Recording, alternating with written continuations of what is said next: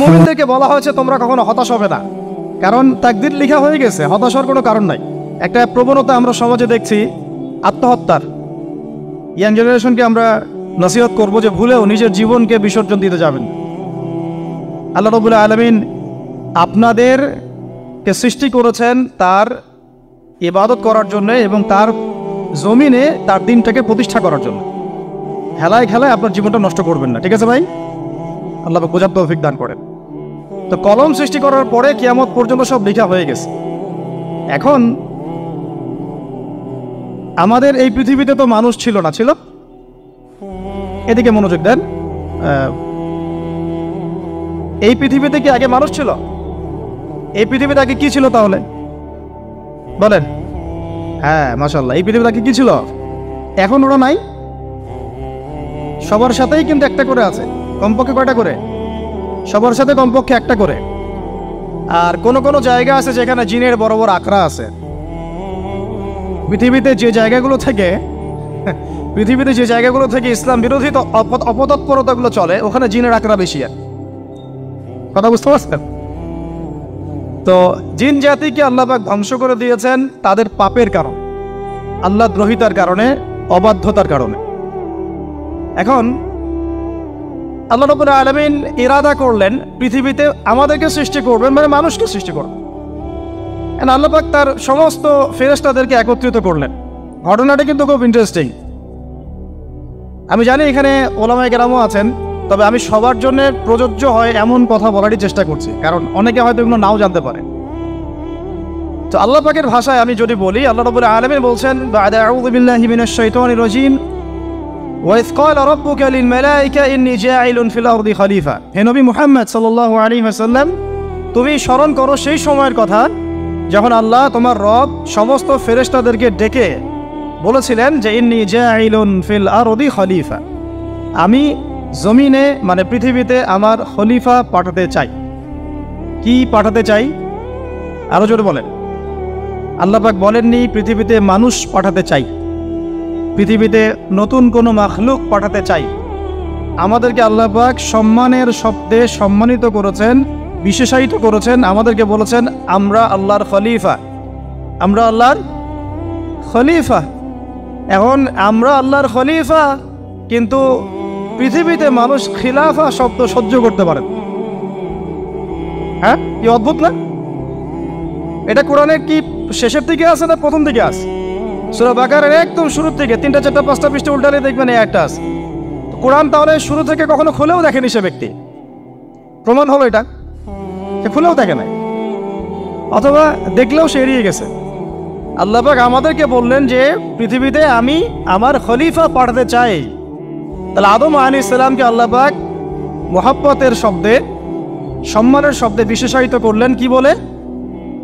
সুবহানাল্লাহ, সুবহানাল্লাহ। আর খলিফা কাকে বলে এটা আমি আপনাদেরকে বোঝাচ্ছি একটা দোয়া থেকে। এই যে গাড়িতে করে আমরা বাসা থেকে আসলাম বা যখন কোনো সফরে যাই, আমরা একটা দোয়া পড়ি, সুবহানাল্লাযী সাখখারা লানা হাযা ওয়া মা কুন্না লাহু মুকরিনিন ওয়া ইন্না ইলা রাব্বিনা লামুনকালিবুন। এতটুকু তো পড়ি নাকি? বা এগুলো পড়তে হবে? বইমেলায় এসেছি শুধু লেকচার শোনার জন্য না, ছবি তোলার জন্য। আজকে জীবনটা পরিবর্তন করার নিয়াত করে যাইতে হবে, ঠিক আছে ভাই? বই প্রকাশ করা, ছাপানো, বিক্রি করা, লেখা, এর চেয়ে বড় কথা আমার জীবনটা ইলমের আলোয় আলোকিত করা। আমি বই লিখলাম ধরেন একটা, আমার মধ্যে সেই আমল নাই, লাভ নাই। লাভ আছে? আমি বই ছাপাইছি 100, 200, 500, 1000, আমি নিজেই আমল করি না, হবে? আগে আমল জরুরি। ইলমের সাথে আমলটা খুব বেশি জরুরি। আলেম তাকেই বলা হয় যে ইলম অনুযায়ী আমল করে। আর আল্লাহ পাক বলেন লিমা তাকুলুনা মা লা তাফআলুন, তোমরা এমন কথা কেন বলো যে আমল নিজেরাই করো না? কাবুরা মাকতান ইনদাল্লাহ আন তাকুলু মা লা তাফআলুন, আল্লাহর কাছে সবচেয়ে গর্হিত একটা অপরাধ, তোমরা একটা কথা বলবা কিন্তু আমল করবা না। তো দোয়াটা মুখস্থ করবেন। এই দোয়ার নিচে একটা অংশ আছে, আল্লাহুম্মা আনতা সাহিবু বিস সাফারি। আমার কথাটা শুনেন, খলিফার অর্থটা বুঝেন। অনেকে তো অনেকভাবে ব্যাখ্যা করে আর কি। আল্লাহুম্মা আনতা সাহিবু ফিস সাফারি, আল্লাহ তুমি এই সফরে আমার সাথী। সফরে বের হওয়ার সময় দোয়া পড়ছি আমরা, আল্লাহুম্মা আনতা সাহিবু ফিস সাফারি, আল্লাহ তুমি এই সফরে আমার সাথী। ওয়াল খলিফাতু ফিল আহলি ওয়া মালি, আল্লাহ আমি তো বাসায় নাই, আমার বাসার আহাল মালের খলিফা হচ্ছে তুমি আল্লাহ। তাহলে খলিফা শব্দতে কি বুঝলেন? আল্লাহ আমার বাসার আহাল মালের খলিফা মানে কি? আমার স্থলাভিষিক্ত তুমি আল্লাহ, আমি ওখানে নাই বাসায়, আমি সফরে বের হয়ে গেছি, আমার স্ত্রী, আমার সন্তান, আমার মাল, আমার জান, এগুলোর দায়িত্ব তোমার, তুমি খলিফা। কত চমৎকার দোয়া। তাহলে পৃথিবীতে আমি আমার খলিফা পাঠাতে চাচ্ছি, তার অর্থ কি? আল্লাহ রাব্বুল আলামিন এই পৃথিবীতে আমাদেরকে তার প্রতিনিধি বানিয়েছেন। সুবহানাল্লাহ, সুবহানাল্লাহ। তাহলে আমরা নিজেদের আত্মপরিচয় ভুলে গেলাম যে আমরা আল্লাহর প্রতিনিধি পৃথিবীতে, তাই না? আমরা এখন আব্রাহাম লিঙ্কনের পূজা করতেছি। আব্রাহাম লিঙ্কনের পূজা তো বুঝেন না আপনারা, এটা হচ্ছে ওই যে সোকল ডেমোক্রেসির পূজা। আদতে প্রকৃত গণতন্ত্র বলে কিছু নাই এই বিশ্বের মধ্যে, যা আছে এগুলো তথাকথিত আর স্লোগান, জাস্ট, আর কিছু না। এটা যারা চর্চা করে তারাও জানে, আমাদের কাছে তারাই বলে। আদতে এই আপনার কমিউনিজমের কথা বলেন, এই লেনিন স্টেলিনারিজমের কথা বলেন, আপনি মুসলিনের কথা বলেন, চাইনিজ দর্শনের কথা বলেন, রাশিয়ান দর্শনের কথা বলেন, আর এই যে আরেকটা কি চলতেছে সেকুলারিজমের কথা বলেন, ন্যাশনালিজমের কথা বলেন, এগুলো একটা তাত্ত্বিক মতবাদ শুধুমাত্র। প্রকৃত মতবাদগুলো আপনি পাবেন বিশুদ্ধ যেগুলো কোরআন এবং হাদিসেই, এর বাইরে নাই। তো আমরা কিন্তু আল্লাহর খলিফা পরিচয় দিতে এখন দ্বিধাবোধ করতেছি। এই জমিনে আল্লাহ পাক আমাদেরকে তার খলিফা বানিয়ে পাঠিয়েছে। এখন খলিফা হলাম কিভাবে? কিসের গুণে খলিফা হলাম? প্রশ্ন এটা। আমাদের কি 10টা হাত, 10টা পা, বেশি শক্তি ফেরেশতাদের চাইতে, যে আমরা খলিফা হলাম কিসের ভিত্তিতে আর কিভাবে হলাম? এটা শোনেন। আল্লাহ পাক বলছেন ওয়াল্লামা আদামাল আসমাআ কুল্লাহা, আল্লাহ বলছেন আমি আদমকে এই মহাবিশ্বের যত নাম আছে, নাউন্স, ইসম, সব শিক্ষা দিয়েছি। সুবহানাল্লাহ। এই মহাবিশ্বের যত নাম, এখানে ইসম শব্দের অর্থ কিন্তু জ্ঞান। ইসম মানে কি? এখানে জ্ঞান। মহাবিশ্বের যে জ্ঞানগুলো আছে, এই জ্ঞানগুলো আল্লাহ পাক আমাদের আদি পিতাকে শিক্ষা দিয়েছেন। আমাদের আদি পিতাকে আল্লাহ নিজে শিক্ষা দিয়েছেন। সৃষ্টিগতভাবে আমরা জ্ঞানী ছিলাম না, আল্লাহ পাক আমাদেরকে জ্ঞান শিক্ষা দিয়েছেন। আমরা ফিলোসফির বইগুলো খুললে দেখবেন ওখানে বুদ্ধিবাদ নামে একটা মতবাদ আছে। মানে তারা বলে যে মানুষ সৃষ্টিগতভাবেই একজন বুদ্ধিদীপ্ত প্রাণী। এটা ভুল কনসেপ্ট। সৃষ্টিগতভাবে আমাদের মধ্যে জ্ঞান ছিল না, আল্লাহ পাক আমাদেরকে জ্ঞান শিক্ষা দিয়েছেন। কথা বুঝতে পারছেন? একটা মতবাদ তাদের আছে অভিজ্ঞতাবাদ, মানে মানুষ অভিজ্ঞতা থেকেই শিখে। আরেকটা আছে সমন্বয় মতবাদ, আপনারা তো এগুলো অনেকে পড়েছেন হয়তো। এর বাইরে যে একটা মতবাদ আছে যে আল্লাহর পক্ষ থেকে ওহী ভিত্তিক মানুষ জ্ঞান শিখে, এই মতবাদ কোনো দার্শনিকের বইয়ে স্থান পেল না। কি আফসোস, কি আফসোস! অথচ মুসলিম ঘরের দার্শনিক তারা। আমরাও পড়েছি ভাই 4 বছর এই কারণে গেলেই। কি আফসোস! আল্লাহ পাকের ওহীর পক্ষ থেকে যে জ্ঞান আসতে পারে, এইটা কনসেপ্টই নাই। অথচ এখানে কোরআনে আল্লাহ পাক বলছেন ওয়াল্লামা আদামাল আসমাআ কুল্লাহা, আমি আল্লাহ আদমকে সমস্ত নাম শিক্ষা দিয়েছি। সুবহানাল্লাহ। এরপরে এই যে জ্ঞান আদম আলাইহিস সালামকে আল্লাহ পাক শিক্ষা দিলেন, এর ফলশ্রুতিতেই আল্লাহ পাক বললেন যে ওয়াইয কুলনা লিল মালাইকা উসজুদু লি আদম, হে ফেরেশতারা তোমরা এখন আদমকে সিজদা করো। কি ফেরেশতাদেরকে দিয়ে আল্লাহ পাক আমাদের পিতাকে সিজদা করালেন কিসের মানদণ্ডে? কিসের কারণে? জ্ঞানের কারণে। জ্ঞানের কারণে ফেরেশতাদেরকে আল্লাহ পাক বললেন যে এই নামগুলো বলে দাও তো তোমরা। তারা বলতে পারলো না। তারা বলল লা ইলম আল্লাহুম্মা লা ইলমা লানা ইল্লা মা আল্লামতানা, আল্লাহ আমাদের তো সেই জ্ঞান নাই, শুধু ওইটুকু জ্ঞান আছে যা আপনি আমাদেরকে শিখিয়েছেন। তখন আল্লাহ পাক বলেছিলেন যে আমি যা জানি তোমরা তা জানো না। আমি কি বলি নাই যে আমি আসমান জমিনের গায়েবের সব খবর জানি? তখন আল্লাহ বললেন যে তোমরা সবাই সিজদা করো আদমকে। তাহলে আমাদের পিতাকে খলিফা করা হলো, জ্ঞান শেখানো হলো, আল্লাহ পাক নিজে শেখালেন, ফেরেশতার মণ্ডলীদের দিয়ে সিজদা পর্যন্ত করালেন। কিসের মানদণ্ডে? আরো আসতে বলেন, জ্ঞানের মানদণ্ডে। এখন যদি আমরা একটু প্রশ্ন ছুড়ে দেই নিজ নিজ বিবেকে, আমরা কি সেই ওহীর 10টা সূরাও শিখেছি? 10টা পারা কি পড়া হয়েছে কখনো? 10টা সূরারও কি অর্থ জানি? অনেকে তো 10টা আয়াতের অর্থ জানি না। আমরা কি সেই ওহীর 10টা হাদিস শিখেছি?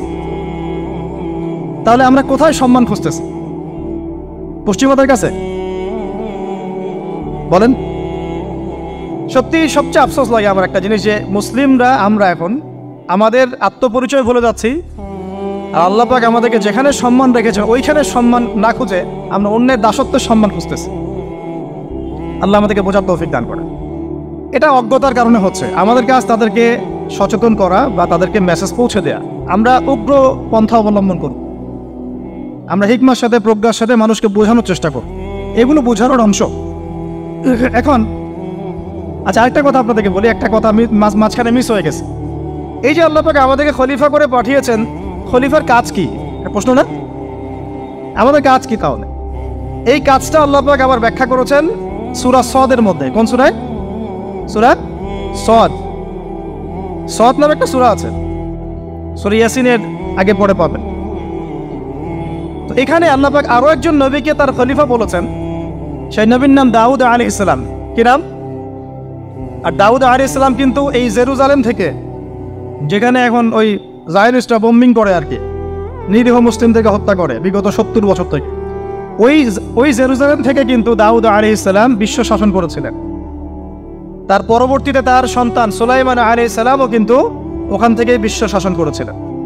আর এখনকার বনু ইসরাইল দাবিদার এই জায়নিস্টরা, তারাও কিন্তু ওই ফিকিরই করছে, ওখান থেকে তারা বিশ্ব শাসন করতে চায় এবং তারা মনে করে তাদের একজন মাসিহ আসবে, সেই মাসিহ আসলে তারা বিশ্ব শাসন করবে। আমরা সেই মাসিহের নাম জানি মাসিহুদ দাজ্জাল। কি নাম? এই দাজ্জালকে ওরা ওদের সত্য মাসিহ মনে করে, আমরা জানি হচ্ছে মিথ্যা ভণ্ড প্রতারক মাসিহ, অথচ ওরা মনে করে এটা হচ্ছে সত্য মাসিহ। এই জায়গায় তারা ধোঁকা খাচ্ছে। অথচ সত্য মাসিহ হচ্ছেন ঈসা আলাইহিস সালাম, যিনি আবার শেষ জামানায় আসবেন এবং তার হাতেই এই মাসিহুদ দাজ্জাল মারা যাবে এবং তারপরে পুরো বিশ্বে আবার ওই খিলাফা কায়েম হবে। ওই যে খলিফা, ওটা সারা বিশ্বে কায়েম হবে। এই টাউন হলও বাদ যাবে না ইনশাআল্লাহ। এটা মানুষ মানতে চাচ্ছে না, কিন্তু মানুষ না মানলে কি? আল্লাহ পাকের নকশায় সব আঁকা আছে কখন কি হবে। কে কে কল্পনা করেছিল যে আজকে আপনারা বসে এখানে দিনের আলোচনা করবেন? কল্পনা করা যায় তো? যে শব্দগুলো আপনারা বলছেন এগুলো বললেই তো নাই গায়েব, এখন বলছেন। কেউ কি কল্পনা করেছিল যে হঠাৎ করে এমন একটা সময় চলে আসতে পারে? কেউ কিন্তু কল্পনা করেনি, আল্লাহ পাকের নকশায় ছিল। এখানে আমাদের একটা আফসোসের কথা, এখানে মাস্টারমাইন্ড আল্লাহ রাব্বুল আলামিন। প্রকৃত মাস্টারমাইন্ড কে? আমরা ক্রেডিট নেওয়ার প্রতিযোগিতায় ব্যস্ত হয়ে আছি এখন, কার কত ক্রেডিট নেওয়া যায়। এখানে একক ক্রেডিট পাওয়ার যোগ্য কেউ না, সমস্ত ক্রেডিট কার?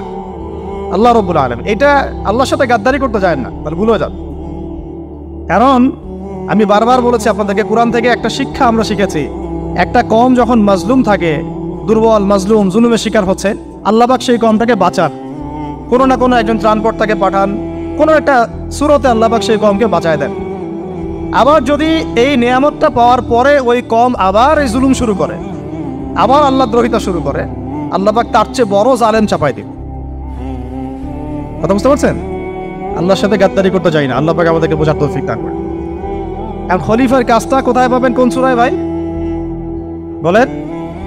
সূরা সদে আল্লাহ পাক দাউদ আলাইহিস সালামকে খলিফা সম্বোধন করে বলছেন, ইয়া দাউদ। কি চমৎকার আহ্বান! ইয়া দাউদ, হে দাউদ, ইন্না জাআলনাকা খলিফাতান ফিল আরদ। দেখো, আমি আল্লাহ তোমাকে পৃথিবীতে খলিফা করেছি। কি করেছি?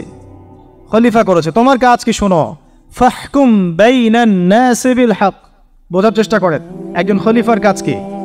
খলিফা মানে আল্লাহর প্রতিনিধি, জমিনে যে দায়িত্বশীল, অন্য মানুষের উপরে যে দায়িত্বশীল, তার কাজ ফাহকুম বাইনান নাসি বিল হক, মানুষের মাঝে ন্যায় বিচার প্রতিষ্ঠা করবে, এটা তোমার কাজ। তাহলে এখন যারা আমরা এই জায়গায় আছি বা ভবিষ্যতে আসবো, আরো কাল আগাতে থাকবে, সময় আগাতে থাকবে, নতুন নতুন নেতৃত্ব আসবে, সবার ফাংশন একটাই, ফাহকুম বাইনান নাসি বিল হক। আমাদের কাজ হবে মানুষের মাঝখানে কি করা? ন্যায় বিচার, বিচার ফয়সালার ক্ষেত্রে ইনসাফ করা, ন্যায় বিচার করা। তো ন্যায় বিচার তো এখন জাদুঘরে আছে নাকি? হ্যাঁ, কোনো কোনো ক্ষেত্রে আমরা চাই না যে ন্যায় বিচার জাদুঘরে যাক, আমরা চাই আবারও ন্যায় এবং সাম্যের সমাজ প্রতিষ্ঠা। ইনশাআল্লাহ এরপর থেকে আমরা কোনো অন্যায় সহ্য করব না। ইনশাআল্লাহ এরপর থেকে আমরা কোনো জল্লাদতন্ত্র কায়েম করতে দিব না। আমাদের যা আছে তাই নিয়ে প্রতিবাদ হবে ইনশাআল্লাহ। কারণ এখনকার প্রজন্ম প্রতিবাদের ভাষা বুঝে। এখন যদি আপনারা আবার সেই প্রাচীন জুলুমের তন্ত্রের মধ্যে ফিরে যান, তাহলে আল্লাহর গজব চলে আসবে, বড় গজব। তো খলিফার কাজ কি ভাই? কি কাজ বললাম বলেন? মানুষের মাঝখানে ন্যায় বিচার প্রতিষ্ঠা করা। আচ্ছা, আরো আছে, আরো আছে, আয়াত শেষ হয় নাই। আল্লাহ পাক বলছেন, ওয়ালা তাত্তাবিউল হাওয়া আর ন্যায় বিচার করতে গিয়ে নিজের প্রবৃত্তির অনুসরণ করো না।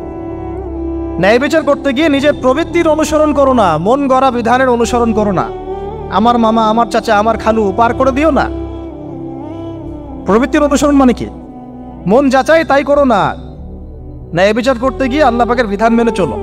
আর সূরা মাইদাতে আল্লাহ পাক বলেছেন আয়াত নাম্বার 44, 45, 47-এ, ওয়ামান লাম ইয়াহকুম বিমা আনজালাল্লাহ ফাউলাইকা হুমুল কাফিরুন। যারা আল্লাহ পাকের হুকুম অনুযায়ী বিচার ফয়সালা করে না তারা কাফির। 45-এ গিয়ে আল্লাহ বলছেন ওয়ামান লাম ইয়াহকুম বিমা আনজালাল্লাহ ফাউলাইকা হুমুল ফাসিকুন। যারা আল্লাহ পাকের বিধান অনুযায়ী বিচার ফয়সালা করে না এরা ফাসিক, পাপাচারী। 47 নম্বর আয়াতে গিয়ে আবার বলছেন ওয়ামান লাম ইয়াহকুম বিমা আনজালাল্লাহ ফাউলাইকা হুমুজ জালিমুন। যারা আল্লাহর হুকুম বিধান অনুযায়ী বিচার ফয়সালা করে না এরা জালেম। তো কাফেরও বলেছেন আল্লাহ, ফাসিকও বলেছেন, জালেমও বলেছেন। তাহলে বিচার ফয়সালা করার ক্ষেত্রে আল্লাহ পাকের বিধানকে সর্বোচ্চ অগ্রাধিকার দিতে হবে। নিজের প্রবৃত্তির অনুসরণ করা যাবে না। যদি করে তাহলে কি হবে? ইউদিল্লাকা আন সাবিলিল্লাহ, তাহলে এটা তোমাকে আল্লাহর রাস্তা থেকে সরায় নিয়ে যাবে। এর ফলে কি হবে? জেনে রেখো, ইন্নাল্লাযীনা ইউদিল্লুনা আন সাবিলিল্লাহ লাহুম আযাবুন শাদীদ বিমা নাসু ইয়াউমাল হিসাব। এটা পরে দেয়, নিশ্চয়ই যারা আল্লাহ পাকের সরল পথ থেকে বিচ্যুত হয়ে গেছে তাদের জন্যে কাল কিয়ামতের মাঠে আছে আযাবুন শাদীদ। আযাবুন শাদীদ মানে কঠিন কঠিন যন্ত্রণাদায়ক শাস্তি, এই কারণে যে তারা কিয়ামতের দিনটাকে ভুলে গিয়েছে। শাদীদ এর অর্থটা কি এটা বোঝার জন্য আপনাকে সূরা হাদীদ পড়তে হবে। কোন সূরা? আসলে কোরআনের আয়াতগুলো হচ্ছে আকাশের তারার মতো। তারা দেখবেন আকাশের, তারা দেখাও সুন্নত। ইসলাম তো রসকসহীন ধর্ম না রে ভাই, সবকিছুই আছে এখানে। আসলে আমরা জানি না বলে আমরা মনে করি যে এখানে কোনো বিনোদনই নাই, তাই না? এই গান বাজনা না করলে কি হয়? মন শান্তি হয়? এরকম একটা ভাব। যদি আপনি কোরআনের ভিতর ঢুকে যান, আপনার হৃদয়ে এমন নূর আসবে, এমন তৃপ্তি আসবে যে ওগুলো আপনার শুনতে ইচ্ছা করবে না। আপনি কান বন্ধ করে ফেলবেন, নিজেই বলতেই হবে না। এখন কিছু নতুন ইসলামিস্ট আসছে, তারা এগুলোকে ইসলামের অন্তর্ভুক্ত বলে মনে করার দাবি করতেছে যে এগুলো তো নিষেধ নাই, এগুলো তো নিষেধ করা হয় নাই। কতটুকু জানেন ইসলাম সম্পর্কে? আপনি না জেনে কেন কথা বলেন? নবী সাল্লাল্লাহু আলাইহি ওয়াসাল্লাম রাস্তা দিয়ে হাঁটছেন, ওই সময় তো অনেক পূজা অর্চনা ইত্যাদি হতো মক্কায়। তো এখানে ঢাক ঢোলের শব্দ আসছে। নবী সাল্লাল্লাহু আলাইহি ওয়াসাল্লাম নিজের 2 আঙ্গুল কানের মধ্যে ঢুকিয়ে দিলেন, দিয়ে পাশে একজন সাহাবী তাকে জিজ্ঞাসা করছেন হাঁটতে হাঁটতে হাঁটতে হাঁটতে, তুমি কি এখন আওয়াজ শুনতে পাচ্ছ? সাহাবী বলেন, না ইয়া রাসূলুল্লাহ, এখন আওয়াজ শুনতে পাচ্ছি না। তখন তিনি কান বের করলেন। এটা নবীর সুন্নত।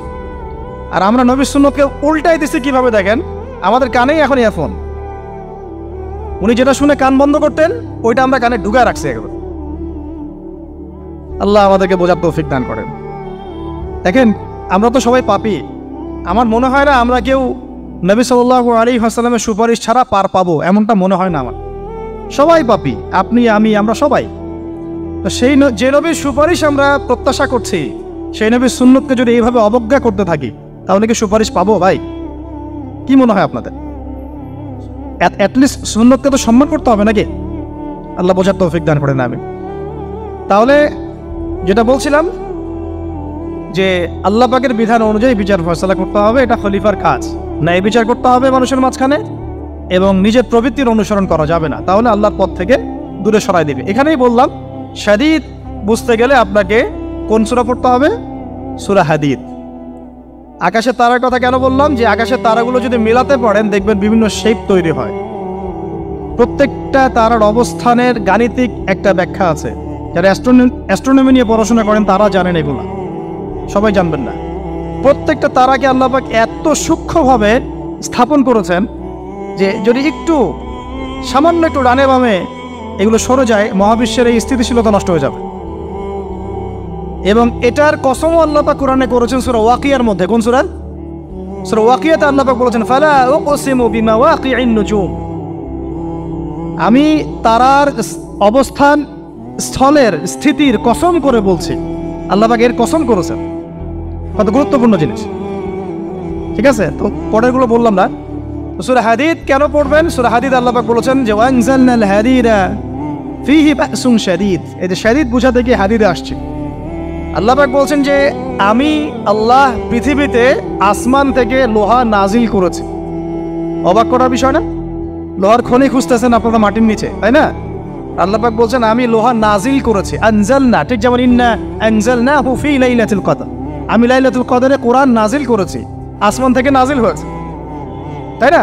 এরকমই ওয়ানজালনাল হাদিদা, আমি হাদিদ লোহা নাজিল করেছি, ফিহি বাসুন শাদীদ, যে লোহার মধ্যে আছে কঠিন শক্তি আছে না? আয়রন যে অণু পরমাণুগুলো, এগুলোর শক্তি সবচেয়ে বেশি না? কেমিস্ট্রিতে আপনারা পড়েছেন। তাহলে এখন আল্লাহ পাক বলছেন কিয়ামতের দিন তাদের জন্য আযাবুন শাদীদ, যারা আল্লাহ পাকের খলিফার দায়িত্ব পালন করবে না, যারা খলিফার দায়িত্ব পেয়েও ন্যায় বিচার করবে না, ইনসাফ করবে না, প্রবৃত্তির অনুসরণ করবে, ঠিক আছে, আল্লাহর পথ থেকে বিচ্যুত হয়ে যাবে, তাদের জন্য কিয়ামতের মাঠে এই শাস্তি আছে। তাহলে আমরা কি খলিফা শব্দ বুঝতে পারলাম? আমাদের পিতা যে খলিফা, এটা কি বুঝতে পারলাম? তাহলে এখন বলেন তো, প্রত্যেক নবী কি আল্লাহর খলিফা ছিলেন না? ছিলেন কি না? প্রত্যেক নবী কি আল্লাহর বিধান দিয়ে বিচার ফয়সালা করেন নাই? মানুষের মাঝখানে ইনসাফ করেন নাই? ন্যায় বিচার প্রতিষ্ঠা করেন নাই? এরপরে সাহাবায়ে কেরামের যুগে তারা কি ন্যায় বিচার প্রতিষ্ঠা করেন নাই? তাহলে হঠাৎ করে কি হলো বিশ্ববাসীর মধ্যে যে একেবারে কোরআন হাদিস এর মৌলিক বিষয়গুলো এগুলো সব পাশ কাটিয়ে আমরা মানব রচিত বিধানগুলোর দিকে চলে গেলাম? রহস্যজনক না বিষয়টা? এটা হচ্ছে দাজ্জালীয় একটা শাসন আসতেছে সামনে। দাজ্জাল নিজেকে খোদা বলে দাবি করবে এবং সে সমস্ত মানব জাতিকে বোঝাবে যে সেই খোদা, নাউযুবিল্লাহ। সে অনেক ভেলকি দেখাবে, মানুষকে তার দিকে টেনে নিয়ে আসবে। এমনকি সে এক হাতে জান্নাত এক হাতে জাহান্নাম নিয়ে করবে। নবীজি বলেছেন যে তার জান্নাতে প্রবেশ করবে ওটাই তার জাহান্নাম, আর যে তার জাহান্নামে প্রবেশ করবে সেটাই হচ্ছে জান্নাত।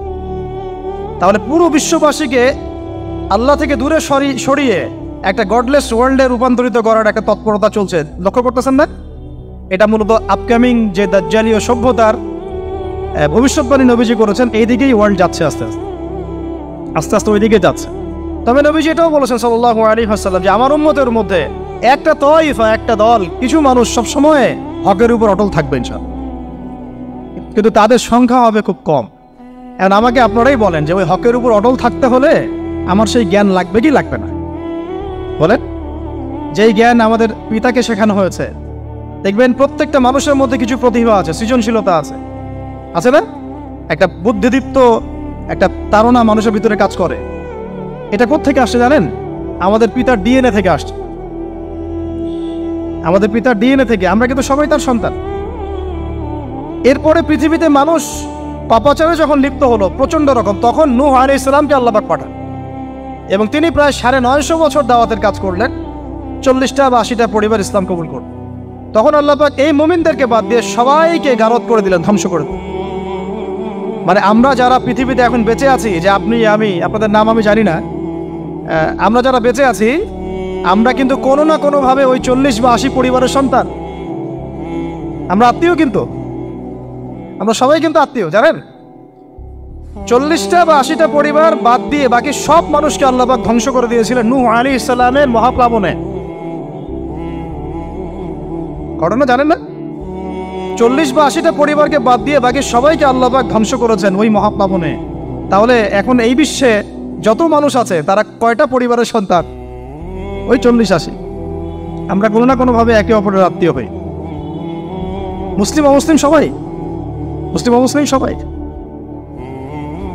আমরা যে অসাম্প্রদায়িকতার কথা বলি না, এই শব্দটাকে ভালো অর্থে নেওয়া যায়।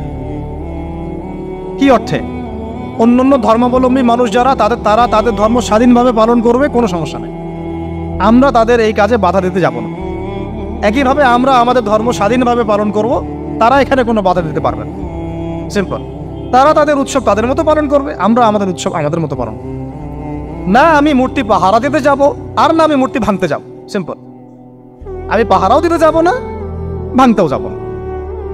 সিম্পল। আমরা কি কুরবানিতে তাদেরকে বলতে পারবো ভাই আসেন আমার বাসায় দাওয়াত খান? এটা হয় কখনো? লাকুম দীনুকুম ওয়ালিয়া দিন। আপনাদের দিন আপনাদের, আমাদের দিন আমার। সিম্পল। এই অর্থে ঠিক আছে। কিন্তু সব ধর্ম মিলে যে নতুন ধর্ম বানানোর চেষ্টা করা হচ্ছে বাংলাদেশে, এটা ঠিক নাই। এটা শুভঙ্করের ফাঁকি। সব ধর্ম মিলে নতুন ধর্ম করার কোনো সুযোগ নাই। আমরা সবাই এক পরিবারের সন্তান। এখন আমাকে বলেন, নূহ আলাইহিস সালামের একটা ছেলে ছিল, নাম জানেন? কি নাম বলেন? কে না না, মাশাআল্লাহ। কয় ছেলে ছিল তার? হ্যাঁ না, মূলত চারজন সন্তান থেকে বড় বড় 4টা গোত্র সৃষ্টি হয়েছে। শাম এক সন্তানের নাম কি? এটাকে কেন্দ্র করে এই যে সিরিয়ান কন্টিনেন্টে, পুরো প্যালেস্টাইন, সিরিয়ান, অ্যারাবিয়ান কন্টিনেন্টে যত মানুষ, তার বংশধর। ঠিক আছে? হাম, একটা সন্তানের নাম হাম। এখান থেকে আফ্রিকার যে কালো কালো মানুষগুলো সব তাদের বংশধর। একটা হচ্ছে ইয়াফাস, ইউরোপিয়ান যারা সাদা চামড়া, সব এদের বংশধর। আরেকটা যে কেনান। এই ছেলেটা কি বলেছিল? বাবা ডাকছে, নৌকায় আসো তাড়াতাড়ি, নৌকায় আসো তাড়াতাড়ি, না হলে আজকে আল্লাহ পাক আযাব দিয়ে ধ্বংস করে দিবে। সে নবীর সন্তান হওয়ার পরেও আল্লাহ প্রদত্ত ওহীর জ্ঞানকে মূল্যায়ন না করার কারণে ধ্বংস হয়ে গেল। আর ওই 40টা বা 80টা পরিবার নাজাত পেল কিভাবে? আল্লাহর পক্ষ থেকে নাজিলকৃত ওহীর জ্ঞানকে প্রাধান্য দিয়ে আনুগত্য করে। তাহলে কোন জ্ঞানকে আমরা প্রাধান্য দিব ভাই? আমি বলছি না যে আমরা দুনিয়াবি জ্ঞানগুলোকে শিখবো না, ওই প্রসঙ্গে আমি একটু পরে আসছি, যে আমরা শিখবো এবং কিভাবে শিখবো, কতটুকু শিখবো। আগে এই অংশটুকু শেষ করি। ঠিক একইভাবে আপনারা কি আদ জাতির নাম জানেন? আদ, সামুদ।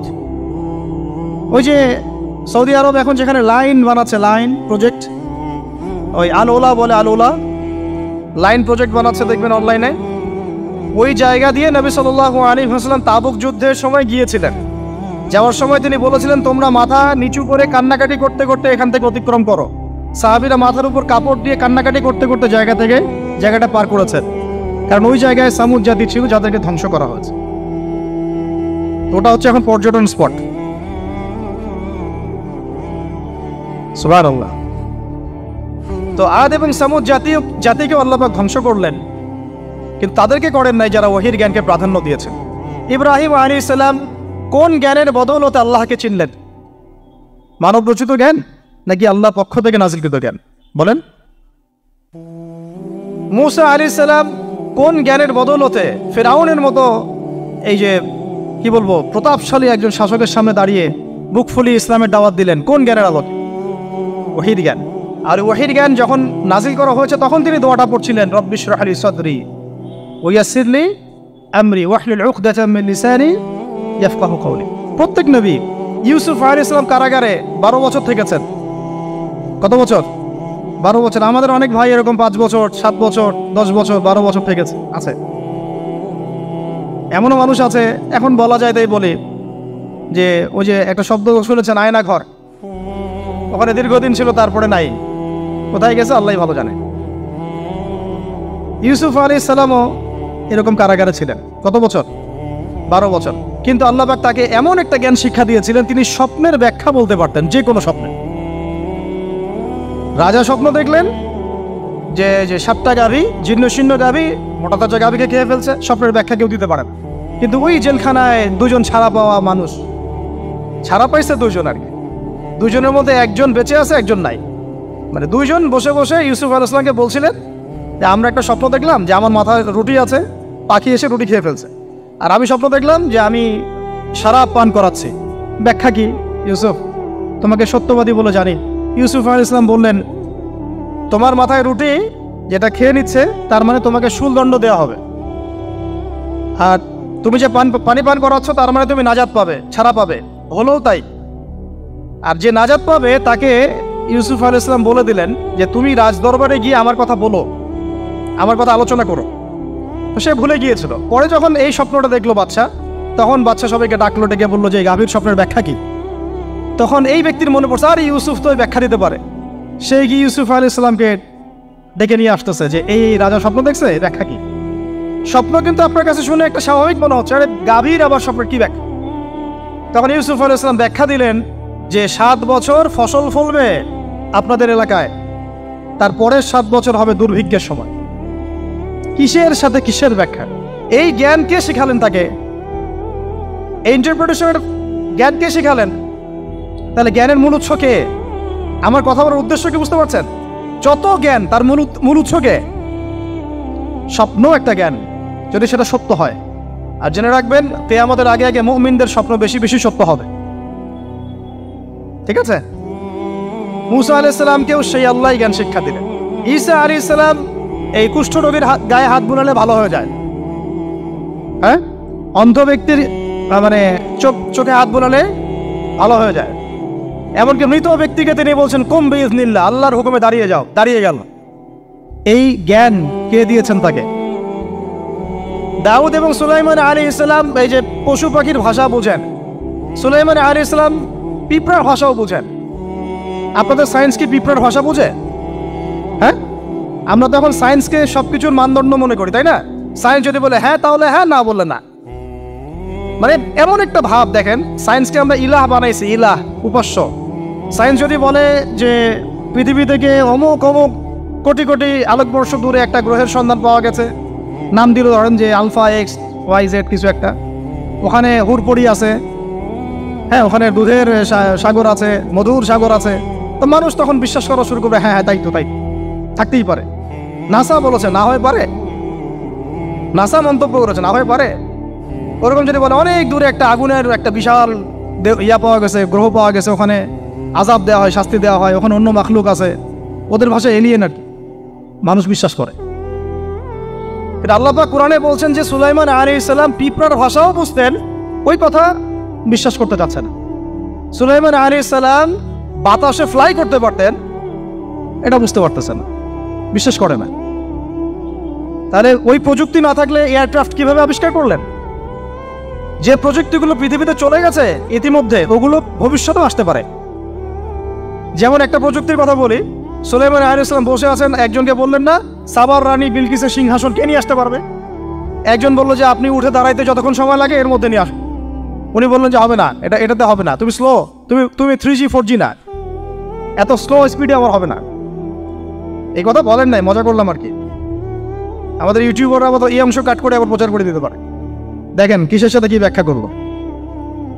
কোরআনকে 3Gর সাথে তুলনা করলেন আবু তহাদ না, ব্যাস কাম সারা দেশে ওইটাই ইস্যু। তখন মহা মুসিবত, মানে বাঙালি জাতির মধ্যে দিন প্রচার করা। আমাদের সালাফদের ভাগ্য ভালো যে তারা আগেই, মানে এই প্রযুক্তি আসার আগেই দুনিয়া থেকে তারা চলে গেছে। মুশকিল না, যত ইস্যু এগুলোর কারণেই সৃষ্টি হয়। তো যাই হোক, প্রসঙ্গে আসি, কোথায় ছিলাম ভাই, যে কথা হারায় ফেললাম। হ্যাঁ হ্যাঁ, আরেকজন বললেন যে না, আপনি চোখের পলক ফেলতে যতক্ষণ লাগে এর মধ্যে দেখবেন সিংহাসন সামনে। সুবহানাল্লাহ, কি প্রযুক্তি বলেন! এই প্রযুক্তির সামনে কি বিশ্ববাসী যেতে পেরেছে? দেখেন সুলাইমান আলাইহিস সালামের বাতাসে ফ্লাই করাটা কিন্তু এখন পৃথিবীতে খুব কমন হয়ে গেছে। আমরা সবাই ফ্লাই করতেছি বাতাসে, তাই না? যদি আপকামিং কোনো সময় আপনি দেখেন যে এইরকম চোখের পলকেই একটা বস্তু আরেকটা জায়গা থেকে এক জায়গায় চলে আসতেছে, আমি অবাক হব না ইনশাআল্লাহ। কারণ কোরআনে অতীতে এই ঘটনার দলিল আছে। বুঝাতে পারতেছি না? এক কথায় সমস্ত জ্ঞানের মূল উৎসকে। এরপরে আসেন, অত আর লম্বা করছি না, আমাদের নবী মুহাম্মদ সাল্লাল্লাহু আলাইহি ওয়াসাল্লাম আসেন, আমরা তো তার উম্মত। 23 বছরে, একটু মনোযোগ দেন, এটা আলোচনার লাস্ট পার্ট, ঠিক আছে? 23 বছরে তিনি পুরো জাহেলিয়াতকে পরিবর্তন করে দিয়েছেন। কত বছরে? 23 বছর। আপনারা কি জানেন যে আইয়ামে জাহিলিয়াতে আসলে কি কি সমস্যা ছিল? কেন ওই যুগটাকে আমরা জাহিলিয়াত বলি? বেসিক্যালি 5-6টা সমস্যা ছিল। কয়টা? 5-6টা। 1 নম্বর শিরক। 1 নম্বর কি? আমার সাথে বলেন। শিরক আমাদের ওয়ার্ল্ডে নাই, এটা তো গ্লোবাল শিরক চলতেছে এখন। শুধু ধর্মীয় শিরক চলতেছে না, কিন্তু এখন শিরক হচ্ছে পলিটিক্সে, শিরক হচ্ছে ইকোনমিক্সে, শিরক এডুকেশনেও আছে, শিরক কালচারের মধ্যেও আছে। কথাগুলো বুঝতে হবে একটু গভীরভাবে। তখন সমস্যা ছিল রিবা, সুদ। এখন নাই। রিবা ছাড়া কোনো সিস্টেম আছে এখন ওয়ার্ল্ডে? আমি গতকালকে একটা হাদিস মোতালা করছিলাম সুদ সংক্রান্ত। নবীজি বলেছেন সাল্লাল্লাহু আলাইহি ওয়াসাল্লাম যে একটা যুগ আসবে সামনে, সুদবিহীন কোনো মানুষই চলতে পারবে না। যে চলতে চাইবে তার গায়েও সুদের ছিটা ফোটা গিয়ে লাগবে। আসে নাই সেই যুগ?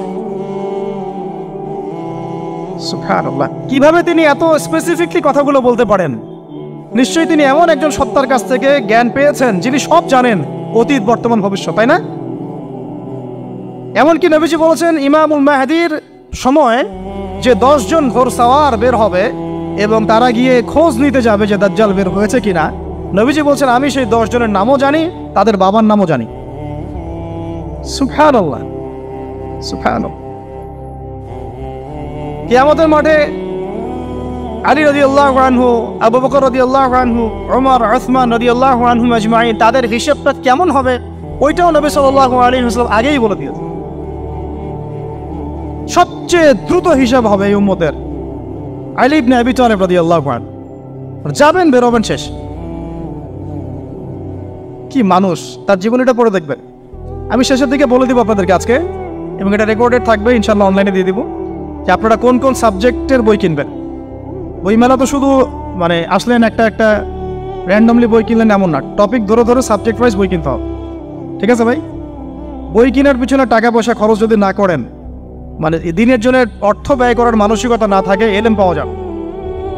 অনেক মুহাদ্দিস নিজের গায়ের জামা খুলে দিয়ে পর্যন্ত বই নিয়ে বাসায় গিয়েছে, জানেন?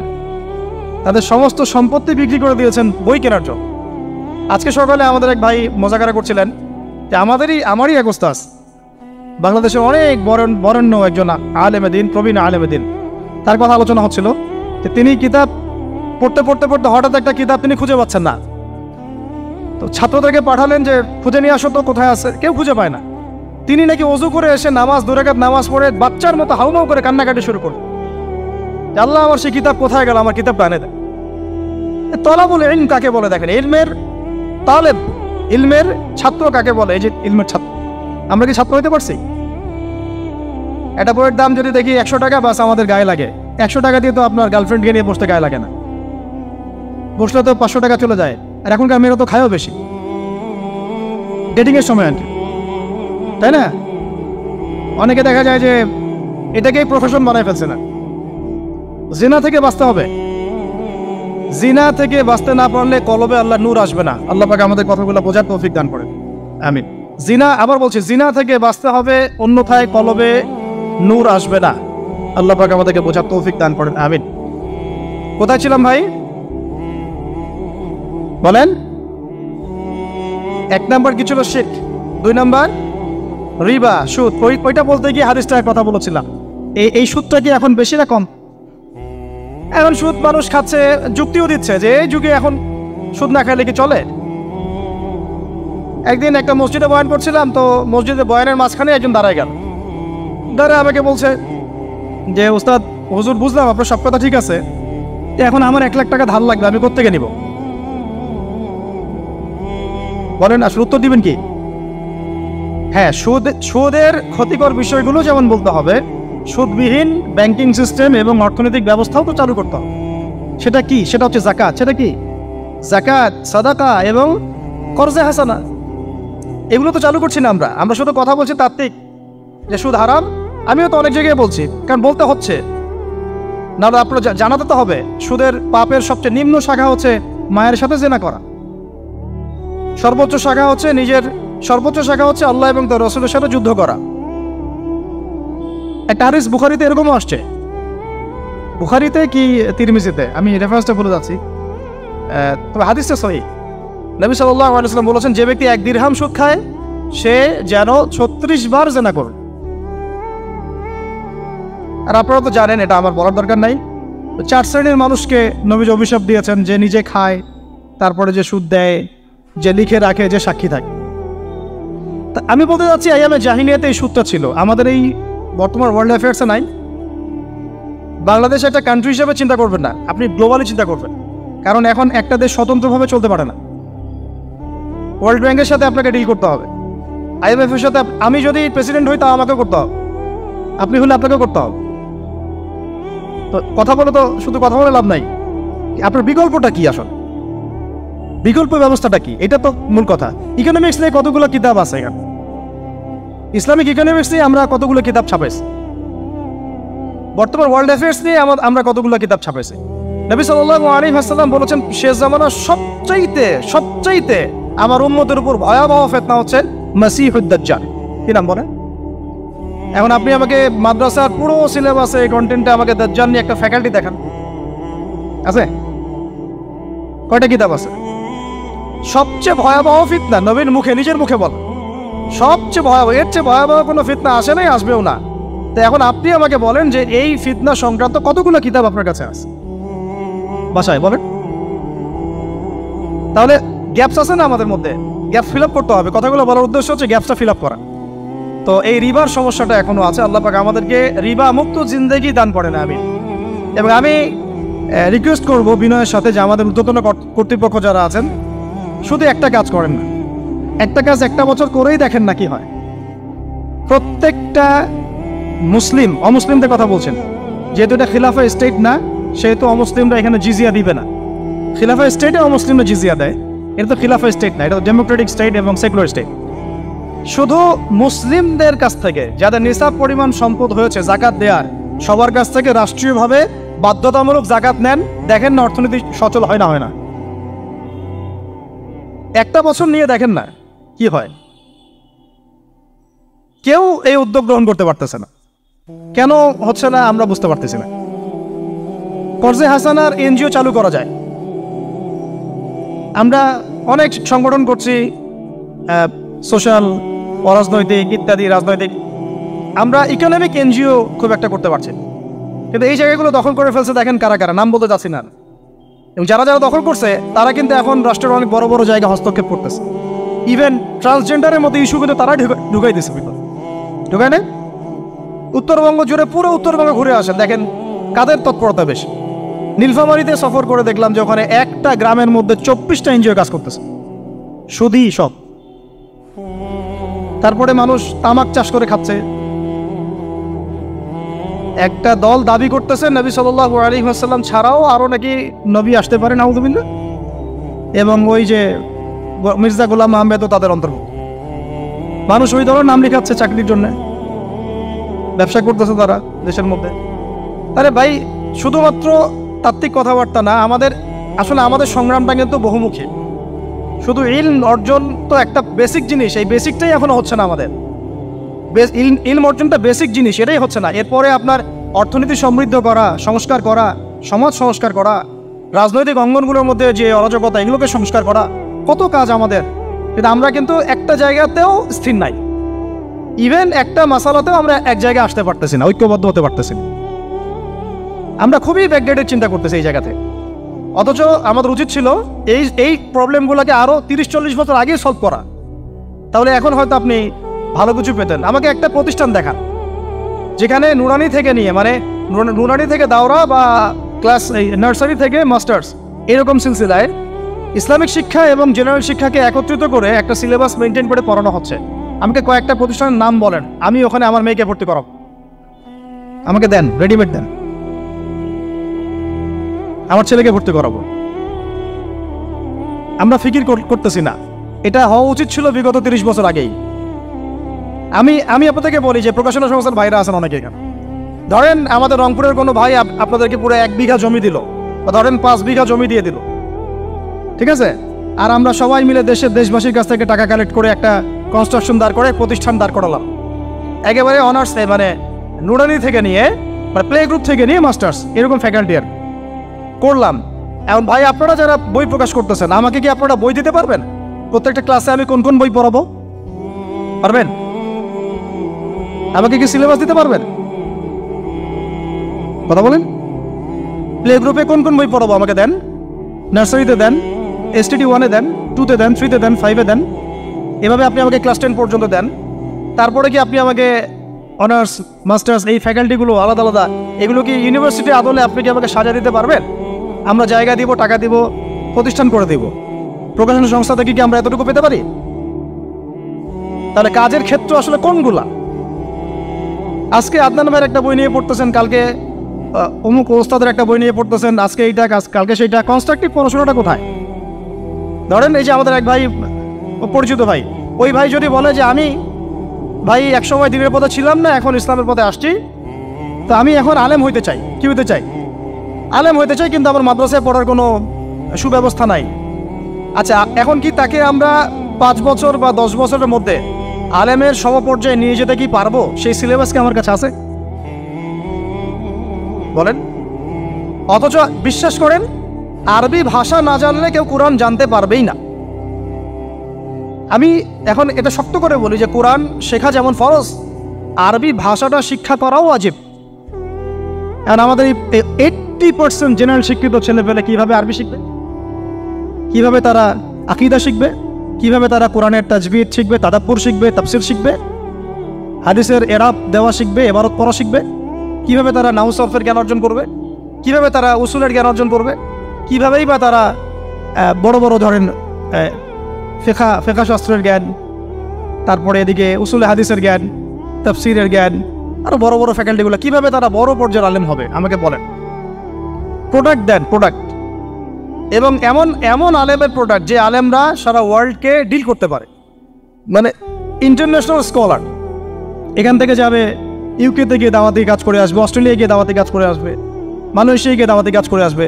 আন্তর্জাতিক মানের আলেম আমরা কি জেনারেল শিক্ষিত ব্যাকগ্রাউন্ড থেকে তৈরি করতে পারবো? পারছি কি? আর আপনারা আমাকে বলেন তো ভাই, যে কত পার্সেন্ট মানুষ জেনারেল শিক্ষিত আর কত পার্সেন্ট মানুষ মাদ্রাসায় শিক্ষিত? কাদের পরিসংখ্যানটা বেশি? তারা কি, তাদের কোনো অবদান রাখার কোনো সুযোগ নাই? এখন যদি এই ক্লাসিক্যাল পড়াশোনা না হয়, ইলমের এই গভীরতায় না যায় এবং বড় বড় ওলামায়ে কেরামদের সোহবতে তারা না আসে, তাহলে কিভাবে তারা বিশুদ্ধ ইসলাম শিখবে আর প্রচার করবে আর প্রতিষ্ঠা করবে? তো প্রশ্ন কিছু করে গেলাম, আজকে প্রশ্নগুলো রেখে যাচ্ছে এই কারণে যে এগুলো নিয়ে আপনারা ভাববেন যে আপনারা আমাকে একটা ইসলামিক ইউনিভার্সিটি করার মতো বইপত্র আমাকে বানায় দেন না। দায়িত্ব নেন কেউ, আপনারা সবাই মিলে দায়িত্ব নেন। আমি এখানে একটা স্কুল আছে আমাদের ছোট্ট, তহাজিন নুরাইন ইসলামিক স্কুল। এই স্কুল আমরা করেছি প্লে, নার্সারি, কেজি 1, 2, 3, 4, 5 এতটুকু, ট্রাইলিঙ্গুয়াল, মানে বাংলা মিডিয়াম, আর Bangla medium English version, medium না ইংলিশ ভার্সন, আর অ্যারাবিক। এই সিলেবাসটুকু করতে, এই 8টা ক্লাসের সিলেবাস করতে আমাকে 7 দিন 8 দিন একেবারে বাংলা বাজার ঘাটাঘাটি করে, ওই আমরা আগে তো ইংলিশ মিডিয়ামে পড়াশোনা করতাম, ওই অক্সফোর্ডের বই ঘাটাঘাটি করো, ব্রিটিশ কাউন্সিলের বই ঘাটাঘাটি করো, তারপরে ওদের ম্যাথামেটিক্স, ওদের সায়েন্স, আবার এই মাদ্রাসার অ্যারাবিক, আবার এই সরকারি কারিকুলামের বই, এগুলো ঘাটতে ঘাটতে ঘাটতে একটা সিলেবাস আমরা দাঁড় করাতে পারছি। মাত্র 5টা ক্লাস পড়তে পারবে। এরপরে এটা করতে গিয়ে যে দেখলাম যে আসলে এগুলোর যে এত ঘাটতি আছে বাজারে, রেডিমেড কোনো প্রোডাক্ট এগুলোর নাই। ঘুরে ফিরে কি সেই আমরা ওই একই জিনিসই চর্চা করতে থাকবো, নাকি আমরা একটু বহির্বিশ্বে যেভাবে দিন প্রচার হচ্ছে এই মান দিতে পারি? এটা আমাদের উচিত না করার কাজটা? হ্যাঁ, এটা তো আমাদের হাতে রাষ্ট্রীয় ক্ষমতা নাই, থাকলে না হয় উপরের লেভেল থেকে এগুলো করা যায়, খুব সহজ। বরং উপরের লেভেলে যারা আছেন তারা তো আরো ট্রান্সজেন্ডার ঢুকাচ্ছেন,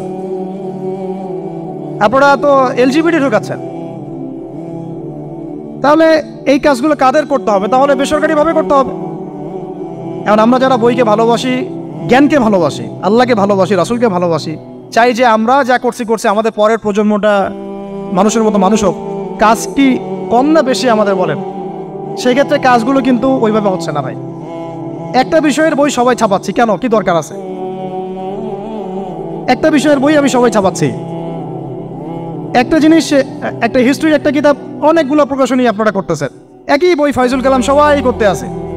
একটা বই তাসাউফ আত্মশুদ্ধি অনেক প্রকাশনী করতেছে, কপি করতেছে। ভাই আমাদের কি কাজ কি দুনিয়ার স্বার্থ উদ্ধার করা, না আমার দিনের কোনো খেদমত?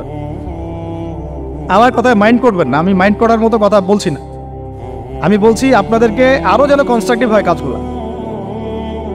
মানে আপনাদের সাথে আমি বসবো ইনশাল্লাহ আবার আলাদা করে, যে একটা আমাকে পুরো শিক্ষা ফর্মুলা আমাকে দিবেন, মানে প্রত্যেকটা ক্লাসের বই রেডি করে দিবেন, যাতে আমরা প্রতিষ্ঠান বানালেই একদম পুরা কমসে কম ক্লাস 1 থেকে 10 ঢেলে দিতে পারি, আমার পরিশ্রম করতে না হয়। ওখানে বাংলা মিডিয়ামের বই থাকবে, ইংলিশ মিডিয়ামেরও থাকবে, এবং অ্যারাবিক তো থাকবেই। একটা গঠনমূলক সিলেবাস, যেটা পড়লে আমার ছেলে মাশাআল্লাহ হাফেজও হবে, এদিকে মাশাআল্লাহ সে ইংরেজিতেও দক্ষ হবে, সায়েন্সেও দক্ষ হবে। এক পর্যায়ে যখন সে এসএসসি পাস করবে, সে দেখবেন যে যার রাস্তা বেছে নিচ্ছে। বেস আমি তাকে করে দিছি 10 পর্যন্ত। এখন সে ডক্টর হোক আর ইঞ্জিনিয়ার হোক, আর না হয় যদি আল্লাহর খলিফাই হয়, কোনো সমস্যা নেই। সমস্যা আছে? এটা দরকার ছিল ভাই, আরো 30 বছর আগে দরকার ছিল। আমরা যেটা পাই নাই, এটা আমাদের আফসোস। আর এই জেনারেল ব্যাকগ্রাউন্ড থেকে এইরকম জায়গায় উঠে এসে এই যে এগুলো কথাগুলো বলা বা এই কাজগুলো করা, এগুলো সবাইকে হয়তো আল্লাহ পাক এভাবে কবুল নাও করতে পারে। এর পিছনে অনেক গল্প থাকে, অনেক হিস্ট্রি, অনেক ত্যাগ, অনেক আত্মত্যাগ, এগুলো সবাই হতে পারবে না। কিছু মানুষ বের হয়ে আসছে, ডক্টর জাকির নায়েক তো সবাই হতে পারে নাই, পারছে? তো এই জিনিসগুলো আমাদের বুঝতে হবে যে আমভাবে সবাই সবকিছু করতে পারবে না। আমাদের একটা একাডেমিক ফর্মুলা দরকার, যেখানে আমরা পড়বো, আমরা আলেম হয়ে বের হবো। পারা যাবে তো ইনশাআল্লাহ? আচ্ছা, অনেক গভীরে চলে গেছি, আপনাদেরকে মানে অনেক বেশি বিরক্ত করে ফেলতেছি আর কি। কথাগুলো বলার খুব মন চাচ্ছিল, তো বলে ফেললাম। আর আমরা চাচ্ছি কথাগুলো সবার কাছে পৌঁছাক, যাতে করে অন্তত বিভাগীয় শহরগুলা, অন্তত ঢাকা, রংপুর, রাজশাহী, মানে বড় বড় শহর আমাদের, চট্টগ্রাম, কক্সবাজার ইত্যাদি ইত্যাদি বড় বড় শহরগুলোতে যদি একটা করে এরকম একটা করে প্রতিষ্ঠান থাকে, যেখানে আপনি পুরো জেনারেল শিক্ষা এবং ইসলামী শিক্ষা দুটোকে সমন্বয় করে এবং এই মানে দ্বিমুখী শিক্ষার মেরুকরণটাকে দূর করে একটা কনস্ট্রাকটিভ সিলেবাস দিতে পারেন, দেখবেন আজকে না হোক, আজকে থেকে 10 থেকে 15 বছর পরে আমাদের ছেলে মেয়েদের একটা প্রজন্ম আসবে, দেখবেন ইনশাআল্লাহ ওরা আমাদের চেয়ে অনেক ডিনামাইট হবে। এই যে আজকে অনেকগুলো আয়াত বললাম, অনেকে হয়তো জানেন না বা পড়েন নাই, ওরা বলতেই বুঝে ফেলবে কোন সূরায় আছে। হবে না? সম্ভব। আর যদি না করতে পারি তাহলে ঘুরে ফিরে ওই একই অবস্থা। ওইটা দিয়ে হবে না ভাই। এই মানে ইসলাম বিষয়টা কি, এটা এমন না যে কিছু অংশ নিলাম কিছু অংশ নিব না, এটা এমন না। নিলে ভাই নেওয়ার মতো নেওয়া লাগে। উদখুলু ফিস-সিলমি কাফা, একেবারে পরিপূর্ণরূপে দিনে প্রবেশ করে সিরিয়াসলি নেন। চান্স তো একটাই। আল্লাহ পাক আমাদের কথাগুলো বোঝার তৌফিক দান করুন। আর আমাদের সন্তানদের সাথে তো আমরা এটা হতে দিতে পারি না। আমরা না হয় অনেক সময় নষ্ট করে ফেলছি। আমরা এই টাউন হলে বসে চা খাইছি, আড্ডা মারছি একসময়, স্কুলে পড়ার সময়, কলেজে পড়ার সময়। এবং এখানে কি হয় না হয় আমি খুব ভালো করে জানি। এবং আমাদের সময় এমন কিছু হতো না যেটা এখন হোমোসেক্সুয়ালিটি, এখন এখানে হোমোসেক্সুয়ালিটি হয়। তাহলে বলেন এগুলো আমাদের জিম্মেদারি না? আচ্ছা, রংপুরে, অন্তত রংপুরের শহরে এইরকম উদ্যোগ নিতে পারবেন কারা কারা? হাত তুলেন দেয়। আমি যে কথাগুলো বললাম, কার কার সাহস আছে? এগুলো তাত্ত্বিক কথা বলে চলে গেলে কাজ হবে না। বইমেলা একবার হয়েছে, এরপরের বইমেলা না হয় আপনাদের প্রতিষ্ঠানের ক্যাম্পাসে করবেন, সমস্যা কি? রংপুরে অন্তত পক্ষে এরকম একটা ক্যাম্পাস গড়ে তোলেন। যার যা আছে তাই নিয়ে নামেন। কারো অর্থ থাকলে, কারো জমি থাকলে, কারো বুদ্ধি থাকলে, কারো প্রকাশনা সংস্থা থাকলে, কারো টিচার প্যানেল থাকলে আসেন, রংপুরে একটা কিছু করে দেখাই। আর সবাই যদি তাকায় থাকি একজনের দিকে যে আদনান ভাই করবে, অমুক ভাই করবে, তমুক ভাই করবে, তাহলে তো হলো না। কারণ আমরা তো কারো উপর নবী হয়ে আসি নাই। সবাই মিলে হাত লাগালে তখন কাজ করা যাবে ইনশাআল্লাহ। এখন এই প্রতিষ্ঠানগুলোর দরকার আছে না নাই? এর গুরুত্বটা বোঝার যোগ্যতা আল্লাহ পাক আপনাদেরকে দান করেন, দোয়া করি আমি। তো ভাই আর লম্বা করতেছি না, আমি শেষের অংশটুকু বলে শেষ করে দিচ্ছি যে এই সুদ আর শিরক যেমন ওই সময় ছিল এখনও আছে। আর ওই আইয়ামে জাহিলিয়াতের সেই সুদ আপনি দেখলেন, এখন শিরক দেখলেন, মাদক আছে না নাই? আইয়ামে জাহিলিয়াতের মাদক, আইয়ামে জাহিলিয়াতের এই নারী জাতির অবমাননা আছে না সমাজে? নাই? ব্যাখ্যা করতে যাচ্ছি না, আপনারা জানেন সব। আর আইয়ামে জাহিলিয়াতে ছিল একটা গোত্রীয় হানাহানি, দ্বন্দ্ব, মারামারি, এখন সমাজে নাই? এটাই তো চলতেছে এখন সমাজে। তো এখন এই জাহেলিয়াতের সমাজটাকে মাত্র 23 বছরের মধ্যে আমাদের নবীজি চেঞ্জ করে দিয়েছে। কত বছর? এখন আপনারা আমাকে বলেন তো যে তিনি কি কোনো জাদু করছেন? তিনি কি কোনো জাদু দেখাইছেন সমাজে এসে? মানুষকে মারছেন? মানুষকে কি তিনি মানে কঠোর ছিলেন? তিনি, তার কাছে আল্লাহর ফেরেশতা আসতো, তিনি কি সেই শক্তি কাজে লাগায় একদম সমাজের মানুষকে জোর করে ইসলাম কবুল করাইছেন? তিনি কি করছেন 23 বছরে? এটা বলে শেষ করে দিব। তবে তার আগে শুধু এতটুকু বলবো, 23 বছর পরের মক্কাটাকে একটু দেখেন। 23 বছরের পরের মক্কাটাকে একটু দেখেন। ওই মক্কাতে কি কোনো শিরক আছে? হ্যাঁ, 23 বছর পরের মক্কা, ওখানে কি কোনো শিরক আছে? ওখানে কি কোনো সুদ আছে? কোনো মাদক আছে? বলেন। কোনো নারীর অবমাননা আছে? কোনো গোত্রীয় হানাহানি আছে? তার 23 বছরের মধ্যে পুরো সমাজটাই চেঞ্জ করলেন কিভাবে? জাদু তো করেন নাই, মানুষকে তো অত্যাচার করেন নাই, কটু কথাও বলেন নাই, এমনকি তিনি কারো গায়ে হাতও তোলেন নাই, তাই না? একটা কাজই তিনি করেছেন, সেটা হলো এই যে কোরআন এবং সুন্নাহর যে জ্ঞান, এই ওহীর জ্ঞানটাকে তিনি সবার মাঝখানে ছড়াই দিয়েছেন। এই তো কাজ। তারপরে সেই জ্ঞান যখন মানুষ শিখেছে, তার উপরে আমল করেছে, এবং সেই জ্ঞান এর উৎস আল্লাহ রাব্বুল আলামিন তার কাছে আত্মসমর্পণ করেছে, নবীর কাছ থেকে আত্মশুদ্ধি অর্জন করেছে, এবং হালাল খেয়েছে, পরিবার গঠন করেছে, প্রজন্মকে তৈরি করেছে, সৎ কাজে আদেশ করেছেন, অসৎ কাজে নিষেধ করেছেন, প্রয়োজনে কখনো হিজরত করেছেন, কখনো মার খেয়েছেন, কখনো সবর করেছেন, কখনো বা জিহাদও করেছেন। এভাবে আস্তে আস্তে পুরো আরবের মধ্যে দিনটা প্রতিষ্ঠা হয়ে গেল। তাহলে মূল উৎসটা কি ছিল? জ্ঞান। মূল উৎসটা কি ছিল বলেন? জ্ঞান। আর এই জ্ঞানটার চর্চায় আমাদের সবাইকে করতে হবে। আল্লাহ পাক আমাদেরকে তৌফিক দান করে দেন। এর চর্চা করতে গেলে আমাদের সমাজে এখন দুইটা রাস্তা, এর বাইরে আপনি কোনো রাস্তা দেখবেন না, হয় মাদ্রাসা ব্যাকগ্রাউন্ড অথবা জেনারেল ব্যাকগ্রাউন্ড। এই তো সমন্বিত কোনো প্রচেষ্টা খুব বেশি দেখা যাচ্ছে। আজকে আমার কথা বলার মধ্যে একটা অন্যতম একটা গুরুত্বপূর্ণ পার্ট হচ্ছে সমন্বিত প্রচেষ্টা এখন থেকে নেওয়া উচিত। এতে আপনারা এগ্রি করেন না করেন না? যদি এগ্রি করেন তাহলে প্রত্যেকটা জায়গায় এরকম কিছু কিছু প্রতিষ্ঠান গড়ে তোলার চেষ্টা করেন। ইনশাআল্লাহ আজকে না হোক, আজকে থেকে 10-15 বছর পরে ফলাফল পাওয়া যাবে। ঠিক আছে ভাই? আল্লাহ পাক আমাদেরকে বোঝার তৌফিক দান করেন। শেষ করার আগে খালি কয়েকটা সাবজেক্ট বলবো। এখন যারা জেনারেল স্টুডেন্ট, আপনাদের তো মাদ্রাসায় যাওয়ার কোনো সুযোগ নাই, বা গেলেও আপনারা একাডেমিক্যালি পড়তে পারেন না। তাই আমি কয়েকটা সাবজেক্ট বলে দিচ্ছি, এই সাবজেক্টগুলো ধরে ধরে বই কিনবেন এই বইমেলা থেকে। ঠিক আছে? অন্তত প্রত্যেকটা সাবজেক্টের একটা করে বই কিনবেন। রাজি আছেন? রাজি নাই? অন্তত প্রত্যেকটা সাবজেক্টের একটা করে বই কিনবেন। সাবজেক্ট 1 নাম্বার হচ্ছে আল কোরআন। 1 নাম্বার কি? আপনাকে কোরআন তেলাওয়াত করা শিখতে হবে। কোরআন তেলাওয়াত শেখার কি বই আছে খুঁজে বের করেন। আর এটা একা শিখতে পারবেন না, এটা নিয়ে গিয়ে কোনো ওস্তাদের কাছে বসে পড়তে হবে। এটা খুব খেয়াল রাখবেন আপনারা, একা একা বই পড়ে কখনো আলেম হয়ে যাওয়া যাবে না, বরং তখন বিভ্রান্ত হওয়ার সুযোগ বেশি থাকে। বই থাকবে, এটা আপনার গাইডেন্স, কিন্তু আপনার একজন মুরব্বী আলেম লাগবে। যে কোনো কাজ মুরব্বীদের সাথে মশওয়ারা না করে করলেই সমস্যা। কারণ আমরা তো দিন সম্পর্কে তেমন কিছু জানিই না রে ভাই। সমুদ্রে ডুব দিলে বুঝবেন যে গভীরতা কত বেশি। এখন আমরা ডুবই দেই নাই, এই জন্য মনে হয় যে আমি সবই জানি। ঠিক আছে? ডুব না দিলে আমার কাছে মনে হয় যে আমি তো সবই জানি। ডুব দিলে বুঝবেন যে আপনি কিছুই জানেন না, আমি কিছুই জানি না। 1 নম্বর সাবজেক্ট ভাই কোরআনের তেলাওয়াত শিখতে হবে। রাজি আছেন তো ইনশাল্লাহ? তাহলে এই বইগুলো কিনেন। 2 নম্বর হচ্ছে এই কোরআনের মানে ব্যাকরণ শেখার বইগুলো কিনবেন। কোরআনের ব্যাকরণ শেখার আরবি ভাষা সাহিত্যের বই কিছু কিনবেন। এই বইগুলো আপনাকে ওস্তাদদের কাছে গিয়ে পড়তে হবে। ঠিক আছে? এরপরে কিনবেন কোরআনের কিছু তাফসির, সহজ। মনে করেন একটা তাফসির নেন সহজ। কেউ মারিফুল কোরআন কিনেছেন, হয়তো কেউ সহজ অনুবাদ হয়েছে জালালাইন একটা কিনেছেন, কেউ হয়তো তাওজিউল কোরআন কিনেছেন। একটা তাফসির বাসায় রাখেন অন্তত। ঠিক আছে? এটা হলো 3টা। 4 নম্বর হচ্ছে হাদিসের অন্তত একটা বই কিনেন আজকে। হাদিসের সহজ কিতাব কিনবেন। অনেকে দেখা যায় যে ভাই একেবারে হেদায়েত পেয়ে সহিহ বুখারী নিয়ে বসে যান। একেবারেই গলত কাজ আপনাদের, একেবারেই গলত কাজ। সহিহ বুখারী পড়তে গেলে 12 বছর সময় লাগে মানুষ। ওই লেভেলে যাইতে একটা মানুষের 12 বছর সময় লাগে। ওটা সবার প্রথমে ওটা খুললে তো আপনি হাদিস বুঝবেনই না। মনে হবে যে হাদিস কোরআনের সাথে সাংঘর্ষিক, এরকম মনে হবে। সহজ থেকে 1 লাফে কি আমরা ক্লাস 10-এ যাই? আগে তো ক্লাস 1-এ ভর্তি হয়েছেন, তাহলে হাদিসের শাস্ত্রে আসছেন আগে বুখারী ধরতে গেলেন কেন? সবার আগে আপনি মৌলিক কিছু হাদিসে আরবাইন কিনেন, ফয়জুল কালাম কিনেন, আস্তে আস্তে আপনি বুলুগুল মারামে যান, রিয়াদুস সালিহিনে যান, মিশকাতে যান, আস্তে আস্তে আপনি তিরমিজি নাসাই করতে করতে সহিহ বুখারীতে যাবেন, সমস্যা নাই। ঠিক আছে? হাদিস আরেকটা বললাম, কটা হলো?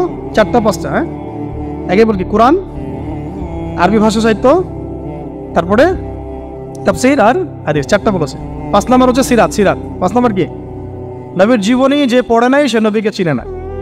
নবীর জীবনী না পড়লে না কোরআন বুঝতে পারবে না আর হাদিস বুঝতে পারবে। তো নবীর জীবনের অন্তত একটা বই কিনে যান এখান থেকে, অন্তত একটা। 60টা কি 70টা নবীর জীবনী আছে এই বইমেলাগুলোতে, খুলে দেখেন। আমার কাছে সবগুলোই আছে।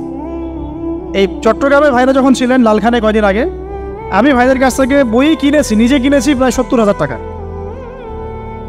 একদিনেই। আর ওনারা আমাকে হাদিয়া দিয়েছেন মনে হয় আরো 30,000 টাকার হবে। তো এক পুরা বই ব্যাগ গাড়ি ভর্তি। তো প্রায় 60, আমি গুনে দেখলাম যে প্রায় 50 থেকে 60টা সিরাতের কিতাব আছে বাজারে। একটা তো কিনেন, অন্তত একটা সিরাতের কিতাব তো অন্তত কিনেন। তারপরে ইসলামের ইতিহাসের বই কিনেন। 6 নম্বর ইসলামের ইতিহাসের বই কিনেন। 7 নম্বর ইতিহাস না জানলে কিন্তু আমরা শেকড় চিনতে পারবো না। 7 নম্বর হচ্ছে এই 4 খলিফার জীবনী, সাহাবীদের জীবনী, তাবেঈদের জীবনী, ইমামদের জীবনী, এগুলো কিনেন। 8 নম্বর হচ্ছে ইসলামী অর্থনীতির কিছু বই কিনেন, ইসলামী অর্থনীতির। 9 নম্বর হচ্ছে এই ইসলামিক জিওপলিটিক্সের কিছু বই কিনেন। এই বইগুলো কিছুটা কম, আমি এটা ভাইদেরকে বলবো যে এগুলো ছাপানোর চেষ্টা করেন বেশি বেশি। আর 10 নম্বর হচ্ছে ইসলামী ফিকহের যে মাসলা মাসাইলগুলো জানার জন্য কিছু বই আছে, এইগুলো। এই 10টা সাবজেক্টের বই একটা একটা করে কিনে বাসায় চলে। আরেকটা নসিহত করব, বরেণ্য আলেমদের বই পড়বেন। মানে আমি একটা বই ধরেন কালকে বের করে ফেললাম, ভাই আবু তো আদনান ভাই লিখছে বলেই যে আপনাকে ওটা কিনতে হবে জরুরি না। এটা জরুরি না। সবার আগে আপনি বড় বড় বরেণ্য আলেমদের বইগুলো আগে পড়বেন, তারপরে আপনার একটা মেজাজ এমনি তৈরি হয়ে যাবে যে কোনটা হক আর কোনটা বাতিল এটা আপনি নিজেই বুঝতে পারবেন তখন।